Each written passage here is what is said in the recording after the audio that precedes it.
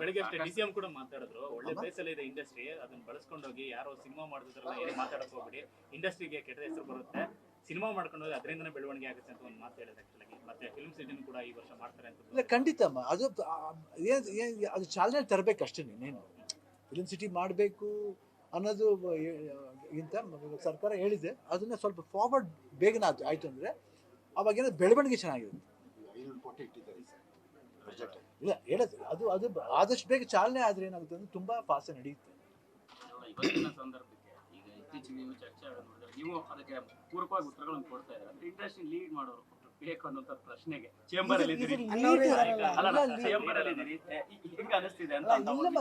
Lead ವಿಷಯ ಬರಲ್ಲಮ್ಮ, ಇದು ಎಲ್ಲರೂ ಭಾಗವಹಿಸ್ಬೇಕು ಅಷ್ಟೇ. ಎಲ್ಲರೂ ಯಾಕಂದ್ರೆ ನಾವು ಇದ್ದೇ ಇದ್ದೀವಿ, ಎಲ್ಲರೂ ಬರ್ಬೇಕು.